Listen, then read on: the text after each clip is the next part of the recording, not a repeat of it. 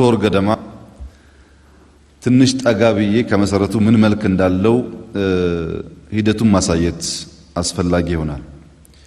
ታስታውሱ ከሆነ የዛሬ 2 ዓመት ተኩል ገደማ ለውጥ ከመሆኑ 1 ወር 2 ወር በፊት ጀምሮ ኢትዮጵያ ውስጥ ከፍተኛ የሆኑ ግጭቶች፣ መፈናቀሎች፣ በአንድ ጉድጓድ በርካታ ሰዎች የመቅበር፣ የማስለቀስ፣ የማሳዘን፣ የማስጨነቅ በሮሮ የተሞላ ህዝብና ሀገር የማድረግ ሁኔታ በስፋት ነበር። በለውጥ ዋዜማ ያጋጠመን መፈናቀል በሚሊዮን የሚቆጠር ከመሆኑም በላይ በአንድ ጉድጓድ በርካቶች እንዲቀበሩ አሁን የምናየውን ትሬንድ የሚያሳይ ከአንድ ኮሌጅ የተመረቁ ሰዎች ያኔም ዛሬም የሚያደርጉት መሆኑን የሚያመላክቱ ሊታወሱ የሚገባቸው ባክግራውንዶች ናቸው። በዚያ ጊዜ ውስጥ ብዙ ሮሮ አለ፣ ብዙ ጭንቀት አለ። እንደ ታክቲክ የተወሰደው ህዝቡን በማስጨነቅ እና በገፍ በማሰር በርከት ያሉ ሰዎች በገፍ በማሰር ነገሩን ለማፈን ለማስታገስ ሙከራ ሲደረግ ነበር። ለምሳሌ የኢሬቻ በዓል ሲከበር የኢትዮጵያን ደህንነት እንዲያስከብር የተቋቋመው ተቋም በርከት ያሉ የኦነግ ባንዲራዎች ያሳትምና የፈለገውን ሰው አስይዞ ኢሬቻ ውስጥ ከገባ በኋላ ያሻውን ለመግደል ያሻውን ለማሰር የአሸባሪ ድርጅት ባንዲራ ብሎ ይጠቀምበታል። ሌላም ቦታ ኮከብ የሌለውን ባንዲራ ያዛችሁ በማለት በጣም በርካታ ሰዎች ያስራል፣ ያንገላታል፣ ያስጨንቃል፣ ያፍናል። ይሄ ጉዳይ ህዝብ ለለውጥ የነበረውን ፍላጎት፣ ህዝብ በኢትዮጵያ ውስጥ ያለው አስተዳደር መልክና አሰራር እንዲቀይር የነበረው መሻት ሊያስቆም የሚችል አልነበረም። ያም በመሆኑ ከለውጡ ጥቂት ቀደም ብሎ የመፈንቅለ መንግስት ውይይቶችና ድርድሮች ነበሩ። ያ የመፈንቅለ መንግስት ድርድር ጠቅላይ ሚኒስትር ኃይለ ማርያም ደሳለኝ ሲሰሙ እኔ እኮ እዚህ ያለሁት ለማገልገል ነው፣ መፈንቅለ መንግስት አያስፈልግም፣ ኃይለ ማርያም አያስፈልግም የምትሉ ከሆነ በማንኛውም ሰዓት ስልጣኔን ለመልቀቅ ዝግጁ ስለሆንኩ ምን ያደርጋል የሚል ሐሳብ በግልጽ ይህንን ጉዳይ ከሚመክሩ ሰዎች ጋር አንስተው ተወያይተው ነበር። ሌሎቻችን ደግሞ መፈንቅለ መንግስት እንዴት ይባላል? ይሄ መፈንቅለ ሰው ነው የሚባል እንጂ መንግስቶች እንዴት ራሳቸውን ይፈነቅላሉ? መንግስት ማለት ኢትዮጵያ ውስጥ መከላከያ ነው። መንግስት ማለት ደህንነት ነው። መንግስት ራሱ እንዴት ይፈነቅላል? ራሱ ይመራውን ሀገር መፈንቅለ ሰው ነው የሚሆነው። መፈንቅለ ሰው ደግሞ ብዙ ማቀድ መወያየት አያስፈልገውም፣ በቀላሉ መፈጸም ይቻላል የሚል ሐሳቦች ሲነሱ በመካከላቸው ሐሳቡን የማይደግፉ ግለሰቦችም በመኖራቸው የመፈንቅለ መንግስቱ ሐሳብ ቀርቶ ጠቅላይ ሚኒስትር ኃይለ ማርያም ስልጣናቸውን ሲለቁ ስለሚያስቀምጡት ግለሰብ ማሰብ ተጀመረ። ጠቅላይ ሚኒስትር ኃይለ ማርያም ተነስተው የሚቀመጠው ሰው በእኛ ፍላጎትና መሻት መሆን አለበት የሚለውን ለማረጋገጥ በዚያ ውስጥ ፖቴንሻል ቀጣይ አመራር መሆን ይችላሉ ብለው ያሰባቸውን ግለሰቦች አክቲቭ ሰርቪላንስ ማድረግ ጀመሩ። አክቲቭ ሰርቪላንስ ማለት የደህንነት ተቋማት እኛ ሳናቅ ተደብቀው እኛን መከታተል ሳይሆን እያወቅን፣ ለምሳሌ እኔ ከቤቴ ስወጣ በሬ ላይ መኪና ቆሞ ይጠብቀኛል፣ እስከ ቢሮ ይከተለኛል። በምንቀሳቀስበት ቦታ ሁሉ በተደበቀ መንገድ ሳይሆን በግልጽ ክትትል ይደረጋል፣ በእኔም በሌሎች ጓዶች። ይህን በወቅቱ በመድረክ አንስተነው ነበር። ብዙ መጨነቅ አያስፈልግም፣ ለኛ ነዳጅ አታባክኑ፣ ጊዜ አታባክኑ፣ ሀገር የሚያስጨንቅ በጣም ብዙ ጉዳዮች አሉ የሚል ሐሳብ አንስተን ነበር። ግን በዚህ አልቆመም። ውጠራ ነበር። ለምሳሌ በኦሮሚያ መስሪያ ቤት በፕሬዝዳንት ቢሮና በኦሮሚያ የኦህዴድ ጽህፈት ቤት ቢሮ እኔ በነበርኩበት አካባቢ ያሉ ፎቆች በሙሉ በብሬን ተወጥረዋል። በሚታይ ማለት ነው። በማንኛውም ሰዓት ልንገላችሁ እንችላለን እረፉ የሚል ሜሴጅ ለማስተላለፍ በግልጽ ነው። በሮቻችን ላይ መኪናዎች አሉ፣ ፓትሮሎች አሉ። አካባቢያችን ላይ ያሉ ፎቆች በሙሉ ተወጥረዋል። በዚያ ጊዜ ጥቂት ሰዎች ተመካክረን በማንኛውም ሰዓት ግድያ ሊያጋጥም ስለሚችል የተጀመረው ትግል እንዳይቋረጥ ልክ እኛ እንደታሰር እንደተገደል ታሳቢ አድርገን ቪዲዮ ተቀረጽን። ለኢትዮጵያ ሕዝብ ትግሉ እንደዚህ ነው፣ እኛን ቢያፈኑንም ትግሉ እንዳይቋረጥ፣ እኛን ቢገሉንም እንዳይቋረጥ የሚል ዝርዝር ቪዲዮ ተቀረጽን። ተቀርጸን ቪዲዮዎቻችንን ሰዎች ጋር አስቀመጥን። እኛ ስንታሰር ወይ ስንገደል አውቶማቲካሊ ለሕዝቡ ቪዲዮውን አውጡት በሚል በጽሁፍም እንደዚሁ አንዳንድ መረጃዎች አዘጋጀን። በማንኛውም ሰዓት አደጋ ሊያጋጥም እንደሚችል ግልጽ ስለነበረ ከሰርቪላንሱ በኋላ በኢህአደግ አመራሮች ይህን ጉዳይ አንስተን ውይይት ሲደረግ አንድ ስቴፕ ገፋ አድርገው የእስር ትዕዛዝ አወጡብን። ልንመረጥ 10 ቀን 5 ቀን ሲቀረን እንድንታሰር ትዕዛዝ ወጥቶ ነበር። ማዘዣ ወጥቷል፣ ተጽፏል። ይሄ ሁሉ በዚህ ኃይል የማይፈልገውን የሚያፈልጉ ግለሰቦች ማስቆምና ሌላ መንግስት የሚመስል ግን መንግስት ያልሆነ አካል ማስቀመጥ ነው ፍላጎቱ። ይሄ በእርግጥ የተቀናጀ የትግል ስልት ስለነበረ የምንከተለው ብዙዎች በኋላ ለውጡን የመሩ ሰዎች ጉዳዩን በቅርበት ይከታተሉ ስለነበረ አብዛኛው ጉዳይ የሚሳካ አልነበረም። ጠቅላይ ሚኒስትሩም ምክትል ጠቅላይ ሚኒስትሩም በውስጣቸው ለውጥ እንዲመጣና ለውጡ እንዲፋፋም ፍላጎት ስለነበራቸው ብቻም ሳይሆን እዚያና እዚህ የሚመላለሱ ሰዎችም ስለነበሩ እኛ መስማት የሚፈልጉትን መረጃ እየላክንላቸው ምን እያሰቡ እንዳሉ ደግሞ እያወቅን እንድንዘጋጅ እድል የሚሰጥ ነበር። መሀል ላይ የሚዋሉ ሰዎች ስለነበሩ ይሄን ይዘን ወደ ምርጫ ስንገባ የመጀመሪያው የኢህአደግ ሊቀመንበር ምርጫ በኢህአደግ ታሪክ ታይቶ በማይታወቅ ሁኔታ ለሳምንታት ብሬን ዎሽ ለማድረግ ሰውን መልክ ለማስያዝ ቅርጽ ለማስያዝ ግምገማ ሲባል ሲጀመር ሲበተን ስንሰበሰብ ስንበተን የሚጨበጥ ነገር ሳንይዝ ከቆየን በኋላ ምርጫውን ያደረግንበት ዕለት ሙሉ ቀን በምርጫ ክራይቴሪያ ላይ ስንወያይ ውለን እስከ ሌት አጋማሽ ድረስ ያው እንደሰማችሁት እጅግ አጨቃጫቂ ካሁኑ ጦርነት ያልተናነሰ የተደራጀ የጁንታው ስብስብ በቀጥታ መዋጋት የማይችልበትን በጎን ማዋጋት በሚችልበት መንገድ ሰፊ ስራ ከሰራ በኋላ ከምሽቱ 4 ሰዓት ተኩል አካባቢ ምርጫውን አሸንፈናል ብሎ የጁንታው የውጭ ክንፍ በየመጠጥ ቤት መጨፈር ጀመረ። ያ ከመሆኑ በፊት እኛ የማንፈልጋቸው ሰዎች አይመጡም፣ it is in our dead body በመቃብራችን ላይ ብቻ ነው የሚፈጸመው ብሎ በግልጽ ይፎክሩ ነበር።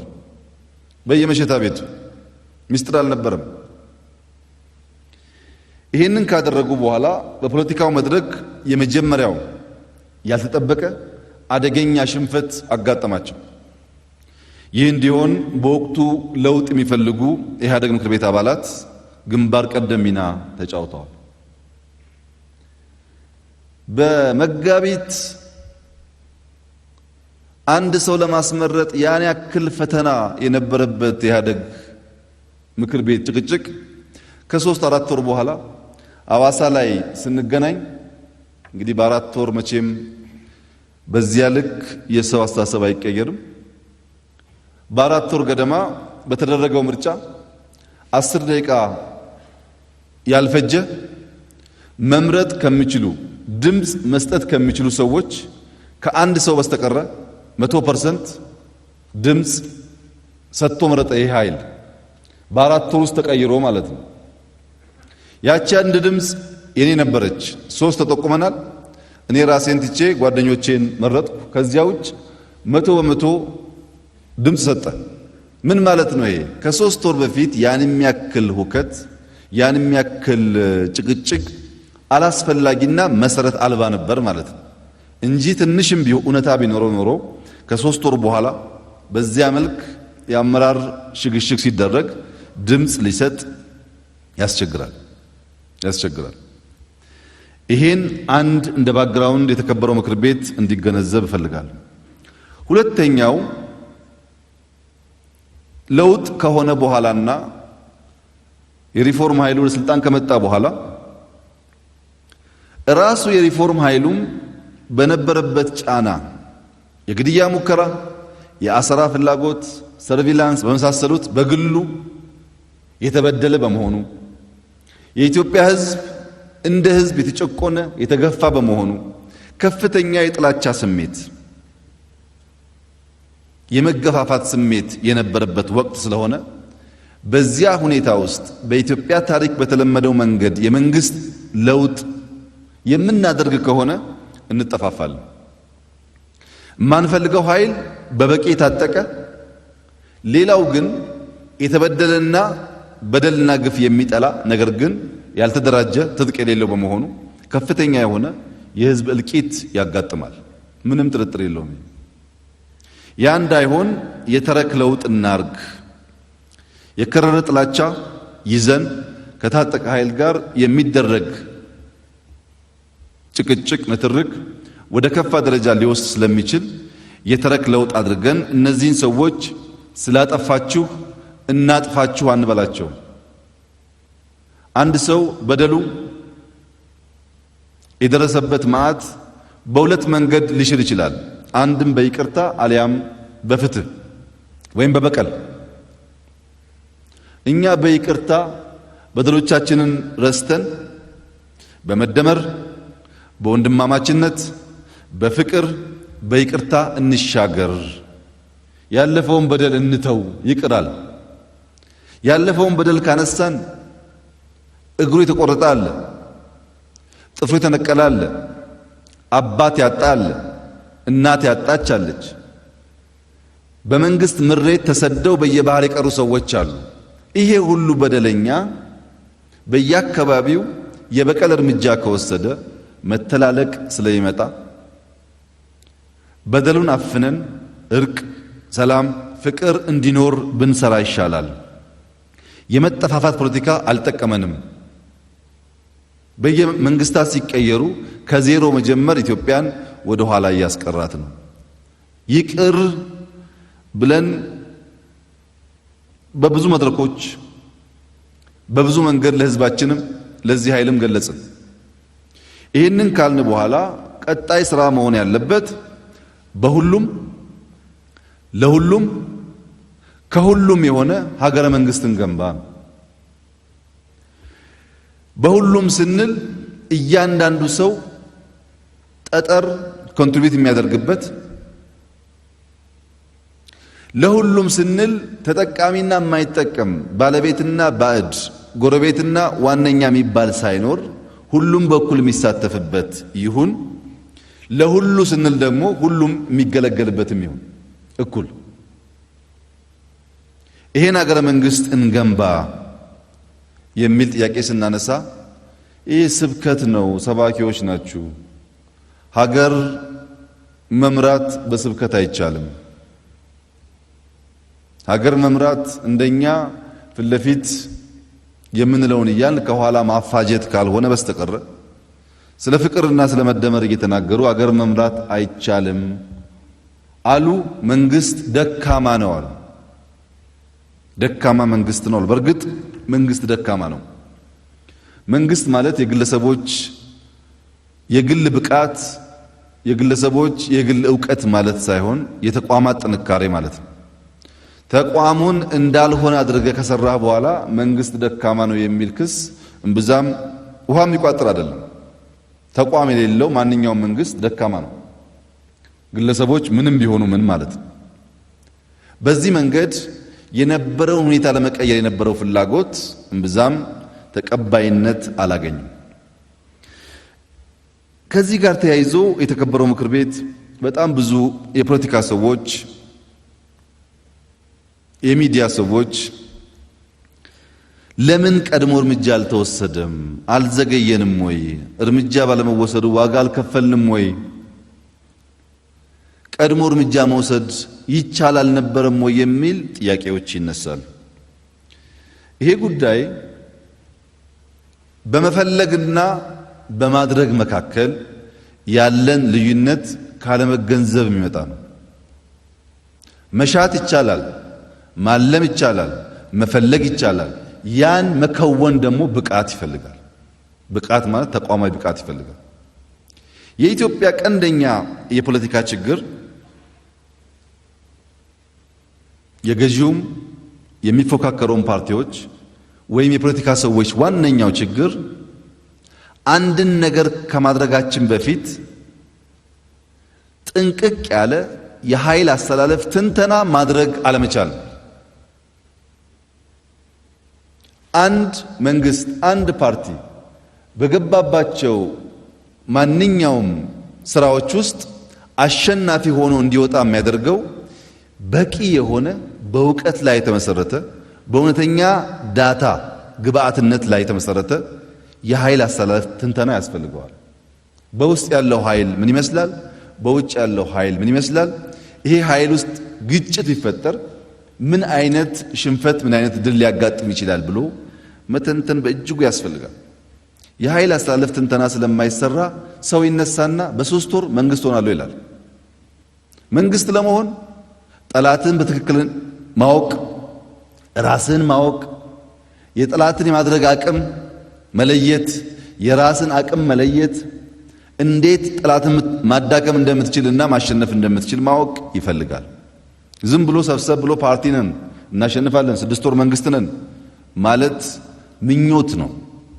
ለዚህ ነው ባለፉት 40 ዓመታት ብዙ ፓርቲዎች ኢትዮጵያ ውስጥ እየተፈጠሩ ማሸነፍ ያልቻሉት። የኃይል አስተላለፍ ትንተና በደንብ ካልተሰራ በስተቀረ ድል የምንመኘው እንጂ የምናረጋግጠው የምንጨብጠው አይሆንም። ከዚህ በተጨማሪ የሁኔታ ትንተና ያስፈልጋል። ምንድነው ያለው ሁኔታ? መንግስት የሚባለው አካል ምን ይመስላል? ተቃዋሚ የሚባለው አካል ምን ይመስላል? አካባቢ ሀገራት ምን ይመስላሉ? እዚህ ውስጥ ምን አይነት ኦፕሬሽን ብናካሄድ ስኬታማ ልንሆን እንችላለን ተብሎ የሁኔታ ትንተና ይሰራል። እነዚህን ጉዳይ በዝርዝር የተገነዘበ ሰው እርምጃው ዘገየ የሚል ጥያቄ አያነሳም። ለምን ያላችሁ እንደሆነ እኔ በግሌ እንኳን ሀገሬን እንኳን የሰጣችሁኝን ኃላፊነት በብቃት ልወጣ ይቅርና ራሴንና ቤተሰቤን መከላከል የማልችልበት ፖዚሽን ላይ ነበርኩ። ለምሳሌ እናንተ ጠቅላይ ሚኒስትር ሆነ በሕገ መንግስቱ መሰረት ሀገር አገልግል ብላችሁ የሾማችሁኝ ቀን የደህንነት ሹሙ ከኔ ጋር የነበሩ 3 ግለሰቦች በጥበቃ ስራ ላይ የነበሩ 3 ግለሰቦች ይዘህ ቤተ መንግስት መግባት አትችልም ተባልኩ። እኔ የግል ጥበቃዎች ላይ ማዘዝ የማልችል ሰውዬን ነው እናንተ ለምን ሀገር አትጠብቅም እያላችሁ ጥያቄ የምታቀርቡት? አትችልም፣ እኛ የሰጠንን ጠባቂ ብቻ የሚጠብቅህ ተብሎ ጠባቂዎቼ እንዳይገቡ ተከለከሉ። ይሄ ጠቅላይ ሚኒስትር የሆንኩበት ቀን ነው። ቢሮ የምሰራበት ቢሮ ቁልፍ ያለው በእነዚህ የደህንነት ጠባቂዎች ነው። ከፍተው የሚያስገቡኝ አስወጥተው የሚቆልፉብኝ እነሱ ናቸው። ቢሮ ውስጥ ካሜራ ቢኖር መቅረጫ ቢኖር ማንኛውም ጉዳይ ቢኖር በሌሎች ሀገራት እንደተለመደው ቢሮዬን ካውንተር ሰርቪላንስ አሰርቼ አጸድቼ ስራ ልሰራ አልችልም። ምክንያቱም ጠዋት ሳልገባ ገብተው የፈለጉትን አስተካክለው በፈለጉ ሰዓት መጥተው ነው ግባ የሚሉኝ። ለዚህ በስልክም ልናገር አልችልም። አቶ ደመቀን ጠርቼም ልወያይ አልችልም። ቢሮዬ ከኔ ቁጥጥር ውጭ ነው ማለት ነው። የምጠበቀው ብቻ ሳይሆን ቢሮዬም በሰዎች እጅ ነው። ከቢሮ በተጨማሪ የቤቴ ዋናው ቁልፍ በእነዚህ ኃይሎች ነው። አስገብተውኝ የሚቆልፉብኝ እነሱ ናቸው። ጠዋት ቁልፍ ከፍተው የሚያስወጡኝ እነሱ ናቸው። እዚህ ውስጥ ነው እናንተ ሀገር እርምጃ አልወሰደም አልተከላከለም የሚል ጥያቄ የምትጀምሩት ማለት ነው። የእናንተን ደህንነት ሳይሆን የራሴና የልጆቼን ደህንነት ማረጋገጥ የሚችልበት ፖዚሽን ላይ አልነበርኩም። በዚህ ግን አያበቃም። ወታደር ስለነበርኩኝ እስቲ አንድ ስቴፕ ሮጬ ለማምለጥ እንኳን የሚችልበት መንገድ ካለ ግቢውን ለማየት ፈልጌ በአካባቢ ያሉ ሰዎች ቢሮዬና ቤቴ በእጄ አለመሆኑን አውቄያለሁ። ግቢዬን ለማወቅ ግቢ እንመልከት ስላቸው ይሄ እኮ አልተለመደም አሉኝ። ጠቅላይ ሚኒስትር ግቢ ማየት ማለትማ አልተለመደም፣ ከቢሮ ቤት ብቻ ነው። አርብ ካስገባንህ ሰኞ መተን እስከምንወስድህ ቤት መቀመጥ። ቤት ማለት ቤት ነው እንጂ በረንዳም አይቻልም። አይ እኔ እንደዛ አይነት ጠቅላይ ሚኒስትር አይደለሁም፣ አካባቢዬን በደንብ ካላየው ቸገራለሁ ብዬ በግድ ግቢ ወጣ ማለት ከቤቴ ውጭ ያለውን ግቢ ለማየት። ይሄ ግቢ የታወቀ ክፍለ ከተማ የለውም፣ የታወቀ ቀበሌ የለውም፣ ግን ደንበኛ መንደር አለው። በየአጥሩ ስር ላስቲክ አለ፣ ደሳሳ ጎጆ አለ፣ የጭቃ ቤት አለ፣ ትልልቅ ሰዎች አሉ፣ ህፃናት አሉ፣ ሴቶች አሉ። ይሄ ግቢ መንደር ይሁን ቤተ መንግስት ይሁን ግልጽ አይደለም። ዙሪያውን ስትዞሩ አጥሩ በሙሉ ሰው ነው። እነዚህ ሰዎች የሥራ ድርሻቸው ምንድነው? ምን ያደርጋሉ የሚለው ጉዳይ ግልጽ አይደለም። በየቦታው ሽንት ቤት አለ፣ በየቦታው ጎጆ ቤት አለ፣ ላስቲክ ቤት አለ። ልክ የጎዳና የሚመስል አጥር ተንተርሶ የተሰሩ የላስቲክ ደሳሳ ቤቶች አሉ፣ ሰው ያለባቸው። ስለዚህ ቢሮና ቤት ብቻ ሳይሆን ግቢም ሮጦ ለማምለጥ በፍጹም ማይቻል በአደገኛ ሁኔታ ውስጥ እንዳለው በግልጽ ተገነዘቡ። አንድ ስቴፕ ከግቢ ውጭ ልመልከት ብዬ ሳይ በዚህ በኩል ጥይት ቤት የሚባል በመቶዎች የሚቆጠሩ ሰዎች ያሉበት፣ በዚህ በኩል ፓርላማ ጥበቃ ተው የተቀመጡ ሰዎች ያሉበት፣ በዚህ በኩል ገራጅ የቤተ መንግስት ገራጅ ተብሎ በጣም በርካታ ሰዎች ያሉበት፣ ዝቅ ስትሉ የብሔራዊ ደህንነት ከህግ ውጪ ከአዋጅ ውጪ ስፔሻል ወታደሮች አሉት። ስፔሻል ትጥቅ ያላቸው ወታደሮች አሉት። ስለዚህ ከቢሮና ከቤት ቢመለጥ ከግቢ አይቻልም። ከግቢ ቢመለጥ ዙሪያው እንዳልኳችሁ ነው። ባጭሩ ዘመናዊ እስር ቤት ውስጥ ያለ ጠቅላይ ሚኒስትር መሆኔን ያወቅኩት። ከዚህ እስር ቤት ራሴን ነፃ ለማውጣትና ሀገርና ሕዝብ የሰጠኝን ኃላፊነት ለመወጣት በተለይ የተከበረው ምክር ቤት የሚጠብቃቸው ሪፎርሞች ለማሳካት የመጀመሪያው ስራ ከቤተሰብ ጋር መመካከር ነበር። ቤተሰብ ከዛ በፊት በስደት ስለነበሩ ያለው ሁኔታ ካየን በኋላ ይሄ ቤት እስር ቤት ነው፣ እዚህ ተቀምጠን በቲቪ የወጣን ጠቅላይ ሚኒስትር መሆን አንችልም፣ ስራ ይፈልጋል፣ ሪስክ አለውና ወደ መጣችሁበት ተመለሱ በሚል ተስማምተን ቤተሰብ ወደ መጣበት መልሰን በየቀኑ መታፈንም መታገትም መገደልም ሊያጋጥም እንደሚችል በማሰብ ነው የመጀመሪያው ወር ለተወሰነ ስራ የተሰራው። እንደ ጠቅላይ ሚኒስትር ሳይሆን በእስር ቤት ያለ አንድ ነገር ግን ወጥቶ በሚዲያ መታየት የሚችል ሰው ይሄን ኃይል ይሄንን መንግስት ወይም በዚህ ሰው የሚመራው መንግስት ነው ለውጥ አታመጣም ወይ የሚል ጥያቄ የሚነሳው። ከዚያ በኋላ ከጓደኞቻችን ጋር የነበረው ምክክር በተለይ ከምክትል ጠቅላይ ሚኒስትሩ ጋር ህዝቡ ይሄን ይፈልጋል፣ እኛ ያለንበት ሁኔታ ይሄን ይመስላል፣ ሐሳቦች ማሰብ መጻፍ እንችላለን። ነገር ግን የጻፍነውን ስራ አስፈጻሚ ለሚባለው ወይም ካቢኔ ለሚባለው ብናወያይ ሐሳባችንን የሚያሳካ ሳይሆን የሚያደናቅፍ ኃይል ነው። እንዴት አድርገን ነው ህዝቡ የሚጠብቀውን ለውጥ ልናመጣ የምንችለው የሚል ጥያቄዎች አንስተን ተነጋግረን ሳንዱች አፕሮች እንከተል።